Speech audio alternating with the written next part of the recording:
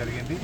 ఈ వార్షికోత్సవ సందర్భంగా గుడి కమిటీ ఆహ్వానం మేరకు ఈ ఉత్సవాల్లో పాల్గొన్నాం. గతంలో ఇక్కడ వీరి యొక్క కమ్యూనిటీ హాల్ కోసం కూడా ఆనాడు కేసీఆర్ గారు 30 లక్షల రూపాయలు మంజూరు చేయడం జరిగింది. ఈ దేవాలయ పండగకు కూడా ఒక 50,000 రూపాయల ఆర్థిక సహాయం కూడా వీరికి అందించడం జరిగింది. ముఖ్యంగా రేపు 27వ తేదీ బీఆర్ఎస్ పార్టీ 25 సంవత్సరాలు పూర్తి చేసుకోబోతా ఉంది. సిల్వర్ జూబ్లీ ఉత్సవాలు జరుపుకోబోతా ఉంది.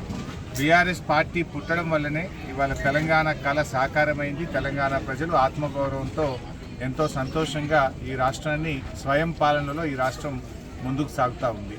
మరి కేసీఆర్ గారు లేకపోతే బీఆర్ఎస్ పార్టీ లేదు, బీఆర్ఎస్ పార్టీ లేకపోతే ఇవాళ తెలంగాణ రాష్ట్రము లేదు. ఇవాళ తెలంగాణ రాష్ట్రం ఏర్పడ్డదన్నా, 33 జిల్లాలు మన సిద్దిపేట జిల్లా ఏర్పడ్డదన్నా, ఈరోజు ఈ కాళేశ్వరం జలాలు ఈ నేలను ముద్దాడుతున్నాయంటే దానికి తెలంగాణ రావడం కేసీఆర్ గారి కృషి, బీఆర్ఎస్ పార్టీ స్థాపన.